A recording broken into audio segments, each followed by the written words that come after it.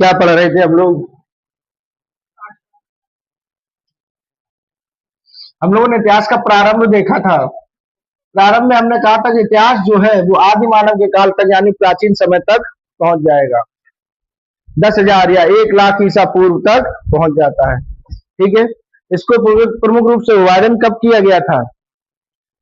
इसका पाषाण यानी कि पत्थर के आधार पर, औजारों के आधार पर हमने इसका विभाजन कर दिया था। क्या कर दिया था?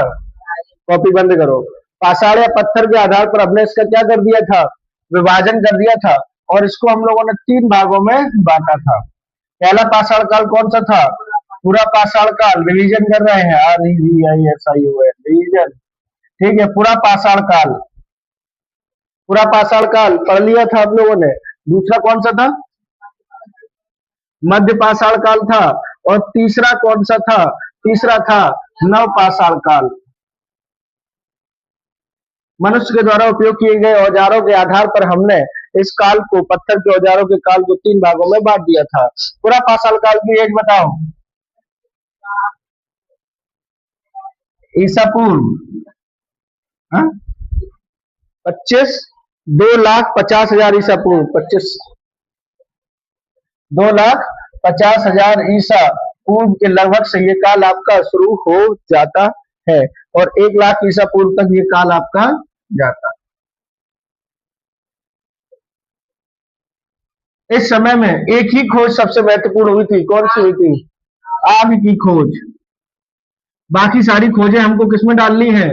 नव पाषाण काल में। जैसे कृषि की खोज, पशुपालन, पशुपालन और पहिया, चाक, चाक और आवास, ये सब हम लोगों ने किसमें? नव पाषाण काल में शुरू किए थे।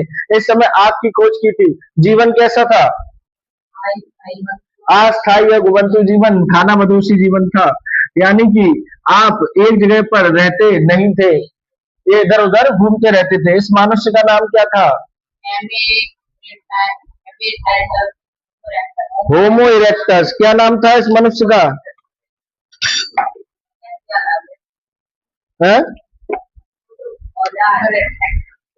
होमो इरेक्टस क्या नाम था?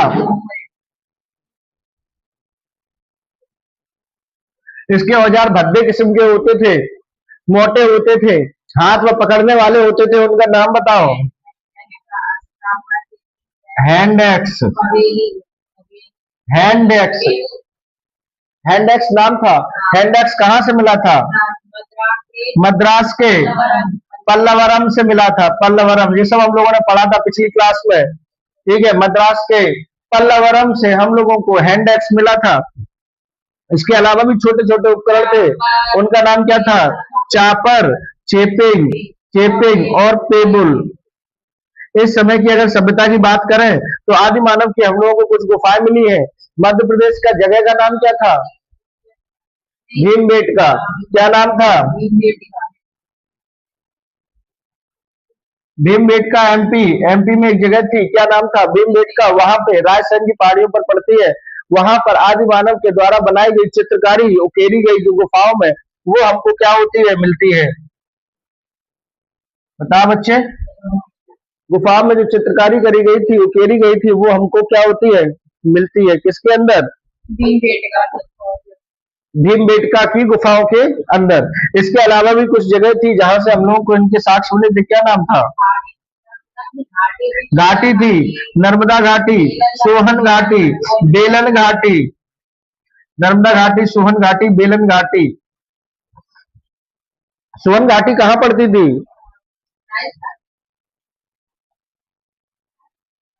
नर्मदा घाटी, बेलन घाटी, सोहन घाटी, ये सब घाटियां थी। और ये कहां पड़ती थी? अलग अलग जगह पे।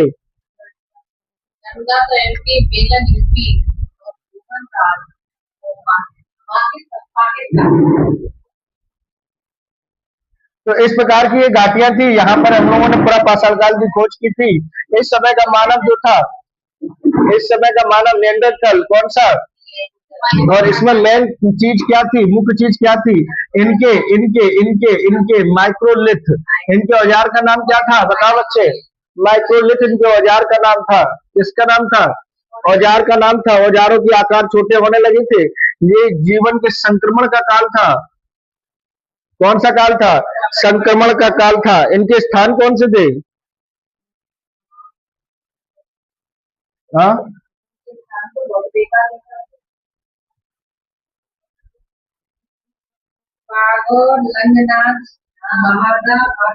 महदहा, महदहा, बागौर, लंगनाज, आदमगढ़। मैदहा, बागौर, लंगनाज, आदमगढ़ ये इनके प्रमुख स्थल थे। कहाँ के? मध्य पाषाण काल के। फिर हम लोग आगे बढ़े नव पाषाण काल की तरफ। इस समय तक क्या हो गया? परिवर्तन हो गया। पका मांस खाना शुरू कर दिया गया था। पका मांस खाना शुरू कर दिया गया। पशुपालन करना शुरू कर दिया गया। खेती करना शुरू कर दी गई। यहाँ पर हम लोगों ने चावल की और उसके बाद में गेहूं की, गेहूं, जौ, बाजरा, बाजरा, ठीक है, इनके कृषि के साक्ष्य मिलते हैं। यहाँ पर सबसे पुराना कृषि का साक्ष्य कहाँ से था? मेहरगढ़। मेहरगढ़ कहाँ पर था?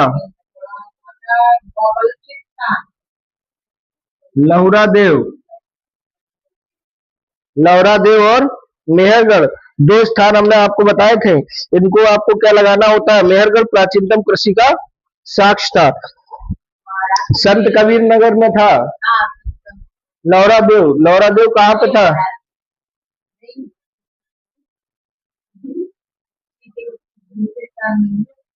है मेहरगढ़ बलूचिस्तान में। लौरा देव संत कबीर नगर, संत कबीर नगर, संत कबीर नगर में कौन सा था? लौरा देव था। प्रागैतिहासिक काल में मातृ देवी की प्रतिमा मिली थी। कहाँ से मिली थी? इनाम में निकली थी। देखो भैया, रिवीजन नहीं करोगे तो आएगा नहीं दिमाग में। कापी खोल के देखी नहीं पूरी। इनाम गांव, इनाम में निकली थी मातृ देवी की, इनाम में निकली थी, इनाम में निकली थी मातृ देवी की प्रतिमा। चावल के प्राचीनतम साक्ष्य कहाँ से मिले थे?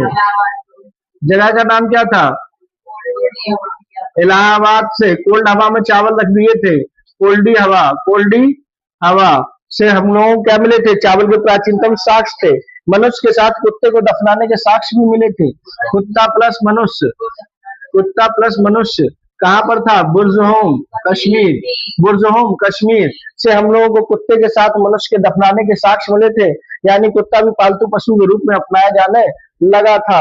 उसके बाद में हमको कहीं से गर्त आवास मिले थे, यानी कि अंडरग्राउंड होम, गर्त आवास मिले थे। गर्त आवास कहाँ से मिले थे?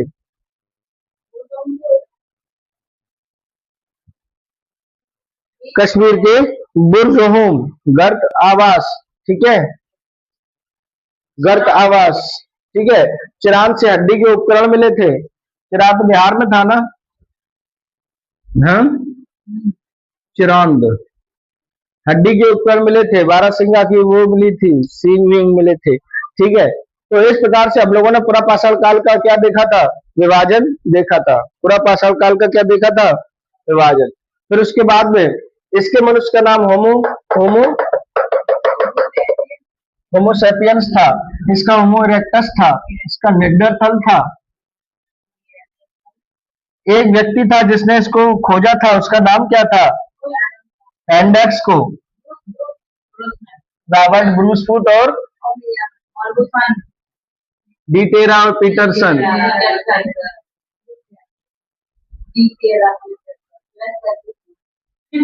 Robert Brucefoot, Robert Brucefoot, Deterra और पीटरसन। बोलो बच्चे, इन लोगों ने क्या चीज थी? खोज की थी? हैंड एक्स की खोज की थी। उसके बाद हम लोग एक सभ्यता की तरफ बढ़े थे। उस सभ्यता का नाम था सिंधु घाटी की सभ्यता। क्या नाम था? सिंधु घाटी की सभ्यता। हमने कहा था रेलवे लाइन पाकिस्तान में बिछाई जा रही थी। हड़प्पा, हड़प्पा कहाँ था? हड़प्पा बताइए जरा। हड़प्पा और मोहनजोदड़ो दो स्थल है इस सभ्यता के, लेकिन भैया बताइए नाम कहाँ पर मोहनजोदड़ो है, कहाँ पर हड़प्पा है? क्या बता, बताओ हड़प्पा मोहनजोदड़ो कहाँ पे?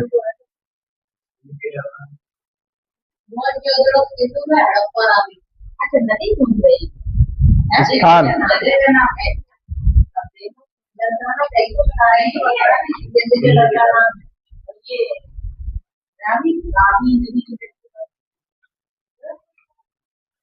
पाकिस्तान के पंजाब प्रांत के मांडगोमरी जिले में हड़प्पा पड़ता है। कौन सा जिला? पाकिस्तान के पंजाब प्रांत के मांडगोमरी जिले में हड़प्पा पड़ता है। और सिंध के लड़काना में क्या पड़ता है बच्चे?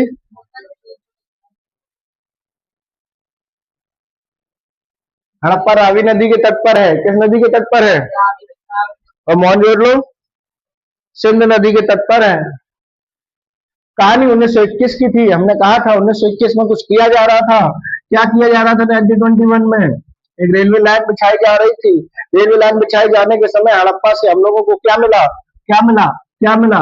पूरा का पूरा एक नगर बसा हुआ हम लोगों को मिला, जिसमें सड़कें एक दूसरे को समतौर पर काटा करती थी।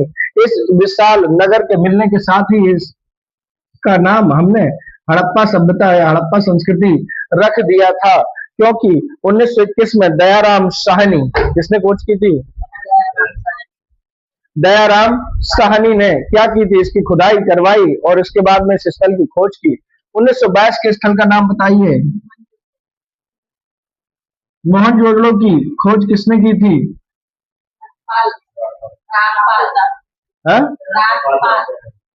मोहन की खाल राखाल दास बनर्जी। मोहन की खाल राखाल नहीं आई समझ में? मोहन की खाल राखाल, अप्पा की दया, दयाराम साहनी। जो रिवीजन घर से करके आना चाहिए वो हमको कराना पड़ रहा है। पहला पढ़ो, अन्नागार महास्नानागार। महास्नानागार मोहनजोदड़ो की एक बहुत बड़ी संरचना थी, जिसमें जैसे आपने पक्का तालाब देखा है ना, पक्का तालाब देखा है, बीच में सारा पानी भरा हुआ है, चारों तरफ सीढ़ियां बनी हुई हैं, बिल्कुल ऐसी तरह से एक स्नानागार मिला है हमको मोहनजोदड़ो से। चारों तरफ सीढ़ियां बनी हुई होती है नीचे उतरने के लिए, और उसमें जल भरा जाता होगा। संभवतः धार्मिक पूजन या किसी चीज के लिए इसका प्रयोग किया जाता होगा। एक बहुत बड़ी संरचना के रूप में मिली है महास्नानागार मोहनजोदड़ो। कहाँ से मिली है? मोहनजोदड़ो से स्नानागार मिला है। अन्नागार कहाँ मिला है? मोहनजोदड़ो से मिला है। क्या मिला है? चलो मोहन से मिलाते हैं। मोहन नहाया, मोहन नहाया। कहाँ पर नहाया? स्नानागार में। मोहन नहाया कहाँ पर? स्नानागार में।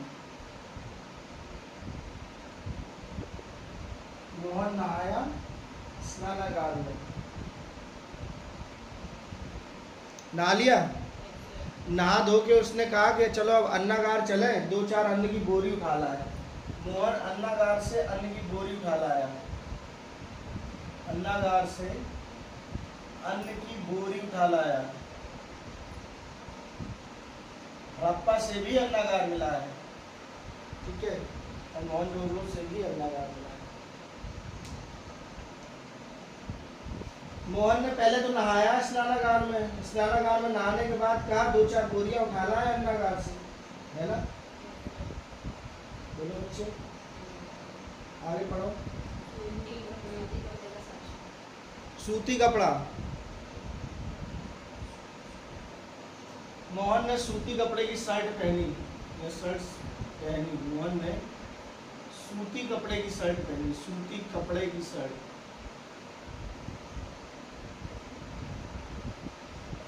काजल कहाँ था? ताबूत कहाँ था? हड़प्पा में था। अन्नागार कहाँ है?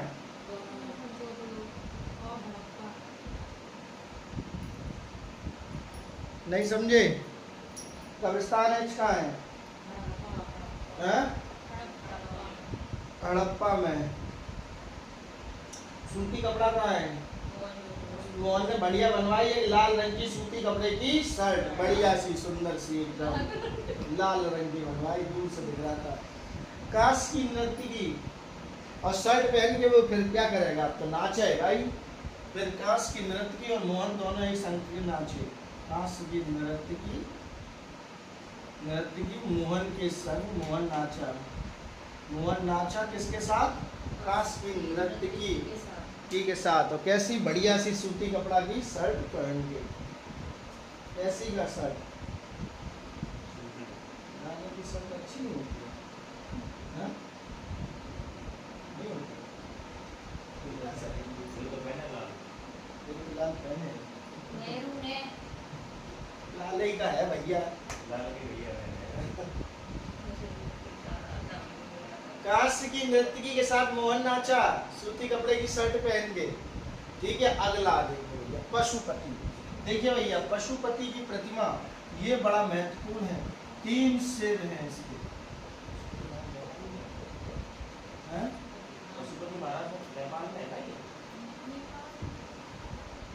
पशुपति की मुद्रा, ये ध्यान की मुद्रा में 3 मुख वाला और 3 सींग वाला ये बताया जाता है।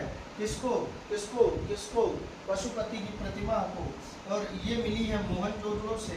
ठीक है, कहाँ से मिली है? मोहनजोदड़ो से पशुपति की प्रतिमा। अब यहाँ क्वेश्चन आएगा, सीलों पर, मोहरों पर, सेलखड़ी वाली जो मोहरें बनती थी उन पर इसकी आकृति बहुत ज्यादा मिलती है।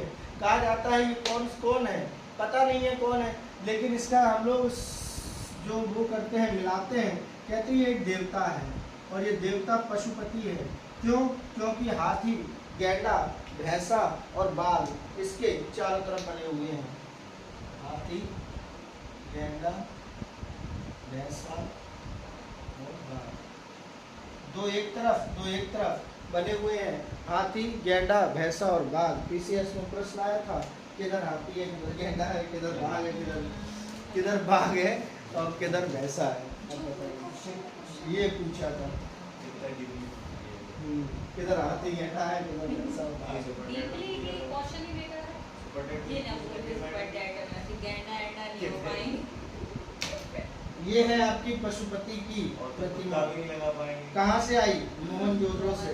मोहनजोदड़ो मोहन ने देखो बहुत बढ़िया काम किया था। सबसे पहले तो नहाया था महास्नानागार से। कहाँ नहाया था? महास्नानागार से। फिर उसके बाद में अन्नागार से गया और क्या लेकर आया? अन्नागार से 2 बोरियां अन्नागार से ले आया। अन्नागार से लेने के बाद में सूती कपड़े की बढ़िया एकदम रेड कलर की शर्ट पहनी। काशी की मूर्ति के साथ डांस किया। मोहन ने पशुपति की पूजा की। ठीक है, इतना बहुत है।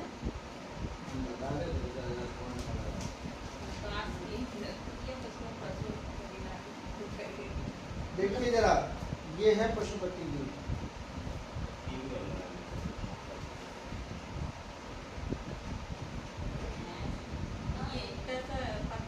देख लो, ये पशुपति की है। ये देखिए ध्यान में बैठा हुआ है। 3 सिंह है, 3 मुख है इसके, 3 सर, मतलब वो सींग। ठीक है, इधर आपका बाघ है और उसके बाद में इधर गैंडा है। ये क्या है? भैंसा है। और इधर है आपका हाथी। बाघ और हाथी इधर है, इधर लेफ्ट साइड में है। बाघ और हाथी लेफ्ट पे है और उसके बाद में भैंसा और गैंडा राइट में है। लिख लेना, भैंसा गैंडा राइट में है। भैंसा गैंडा कहाँ पर है? राइट में। और लेफ्ट में इसके पड़ता है आपका बाघ और हाथी। ध्यान से देखिए, नीचे भी कुछ चिन्ह बने हुए हैं। टूटी हुई प्रतिमा सील है, सब जगह पर टूटी हुई दिखाई दे रही है। ठीक है, और ऊपर देखना ध्यान से, ये क्या है? ये लिखा हुआ है, ये जान रहे हैं? ये कुछ लिखा है। अब ये क्या लिखा है? अगर ये पढ़ लिया जाए तो फिर आपको पता चल जाएगा कि ये है क्या चीज़। लेकिन इसको पढ़ने और लिखने वाले सब भगवान को प्यारे हो गए हैं, तो अब हम नहीं समझ पाते हैं कि इसमें लिखा है। हाँ, वो लोग खुद बनाते थे, सिंधु घाटी की सभ्यता के लोग। देख लिया बच्चे? तो ये है आपका क्या? पशुपति। पशुपति राइट साइड पे हाथी भैंसा, लेफ्ट साइड पे भैंसा गैंडा। नहीं, हाथी और बाघ। हाथी और बाघ लेफ्ट पर है और भैंसा और गैंडा राइट पर है। समझ गए बच्चे? पशुपति की प्रतिमा मोहनजोदड़ो। कौन है? मोहन। अब देखिए आई आई की मात्रा राइट। एक तरफ भैंसा गैंडा इधर लिख दो, इधर बाघ और हाथी लिख दो। इसकी ट्रिक बता दो। बाघ, हाथी, भैंसा, गैंडा।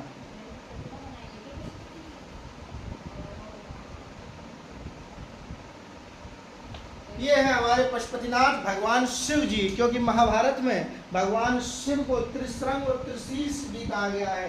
तो इससे अनुमान लगाया गया मार्शल महोदय ने, ये तत्कालीन समय में भगवान शिव की प्राचीनतम रूप है, इसलिए इसको पशुपतिनाथ कहा गया और शिव को भी पशुपतिनाथ कहा जाता है। समझ गए बच्चे? पशुपति। देखो कांस की नृत्य के सामने नाच लिए ना, फिर उसके बाद में मोहन गए किसके पास में? सीधे माथा टेकने गए पशुपति महाराज के जय। मोहन गए नाच नाच के जब थक गए तो गए किसके पास? पशुपति महाराज के पास, और पशुपति महाराज के पास जय करने गए। मोहन, ये मोहन है, ये जय करने गए, जय जय कर लो, जय जय।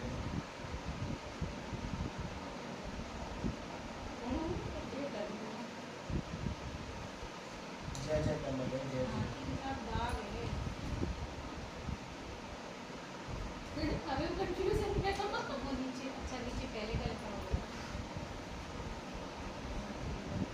नहीं बच्चे समझ में आई? आया आगे दाढ़ी वाला साधु, दाढ़ी वाला साधु। वहीं पर पशुपतिनाथ के मोहन गया था ना, मोहन पूजा करने गया था पशुपतिनाथ के मंदिर में गया था वहाँ पूजा करने के लिए। वहीं पे एक दाढ़ी वाला साधु साल ओढ़े बैठा हुआ था, वो भीख मांग रहा था। दाढ़ी वाला साधु क्या था? दाढ़ी वाला साधु कहाँ पर बैठा हुआ था? यहाँ पे पशुपतिनाथ के मंदिर में। हेलो, आ चाची नमस्ते। पढ़ा रहे आए वो कौन भी तुरंत लगा दो।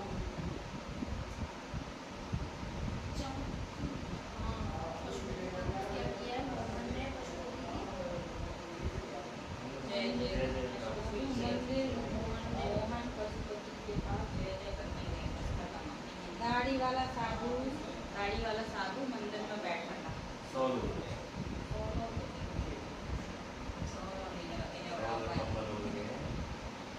चाची को फोन आओ तो कह रही कि आरती से कह दियो नौता है सब घर को।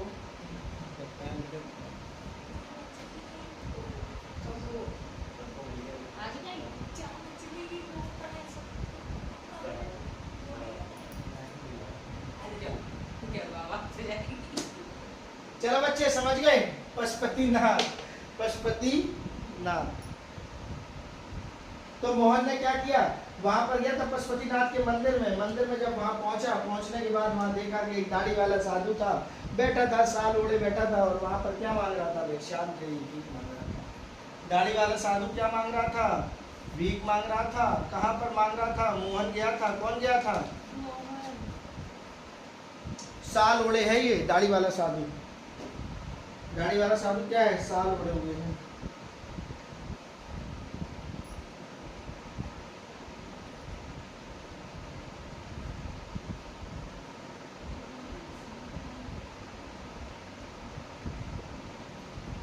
ये है देखो,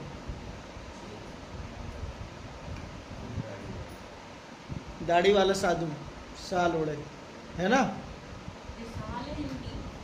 ये सॉल है, पश्मीना।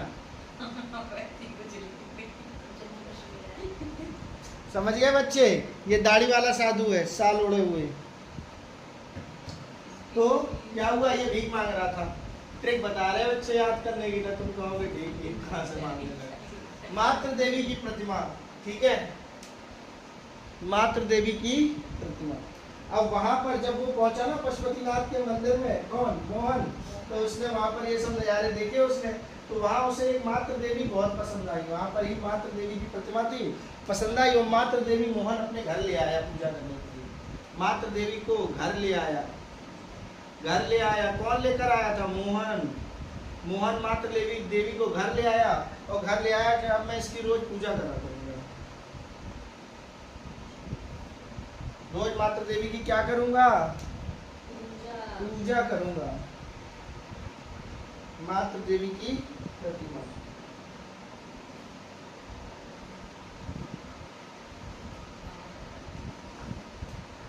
एक बात समझ लीजिए, सिंधु घाटी की सभ्यता में भी हम लोग देवी देवता पढ़ेंगे तो उसमें प्रमुख देवी में मातृ देवी की मूर्ति आएगी। किसकी आएगी? मातृ देवी।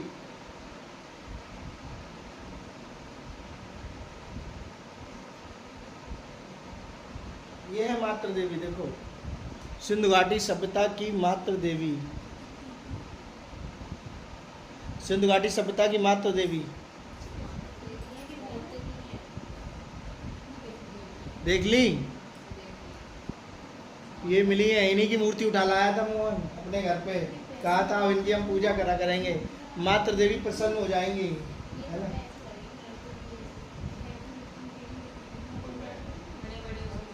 अब तुम भी इतिहासकार बन जाओ तो कैसी लग रही हैं बताना फिर,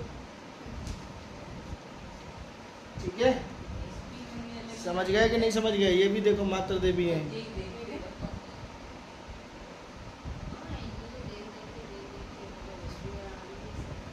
समझ गए? गॉडेस, मदर गॉडेस, मातृ देवी, प्रमुख देवी कही जाती थी। प्रमुख देवी सिंधु घाटी सभ्यता की पूजा के लिए पशुपति की पूजा की जाती थी, मातृ देवी की। तो पशुपति की तो मंदिर में ही करा है और मातृ देवी की मूर्ति उठा लाया घर पे। कौन? मोहन। क्या मैं इसकी क्या करा करूंगा? पूजा करूंगा। अगला कौन सा आता है? राजपथ।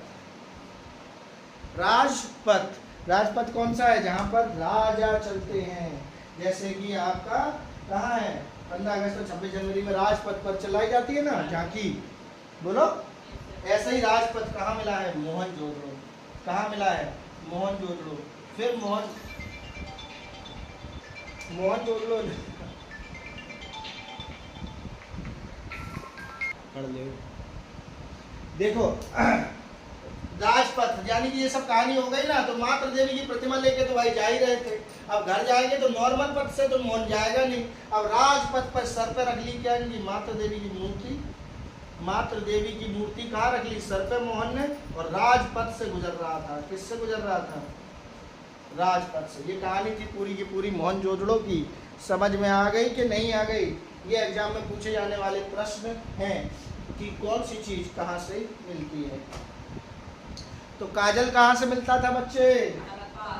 और मातृ देवी की प्रतिमा काश के नृत्य की मोहनजोदड़ो। दर्पण काश का दर्पण हड़प्पा। ताबूत दाढ़ी वाला साधु मोहनजोदड़ो। पशुपति मोहनजोदड़ो। ठीक है। इक्का गाड़ी हड़प्पा इक्का गाड़ी। सूती कपड़ा ये जो कहानी सुनाई है ना, ये बहुत कारगर कहानी है। अभी जैसे ही आगे आप बढ़ते चले जाओगे कहानी कंफ्यूजन खत्म हो जाएगी, सिर्फ कहानी याद रह जाएगी। समझ रहे ना? और कुछ भी याद नहीं रह जाएगा, सिर्फ कहानी याद रह जाएगी। मोहन की और पप्पा की। किनकी? अन्नागार दोनों में ही मोहनजोदड़ो लगाना है, ठीक है ना? है दोनों में। अन्नागार मोहनजोदड़ो कहाँ पर है? मोहनजोदड़ो। स्नानागार कहाँ है? मोहनजोदड़ो। पीतल की इक्का गाड़ी हड़प्पा। कांस्य का दर्पण काजल। श्रमिक आवास पशुपति। मातृ देवी और इक्का गाड़ी और काजल। स्त्री गर्भ से निकलता पौधा कांस्य का दर्पण। कांस्य का दर्पण और कांस्य की नृत्य की राजपथ। मातृ देवी। समझ गए? अगला अगली जगह लिखते हैं हम लोग चतुर्दो।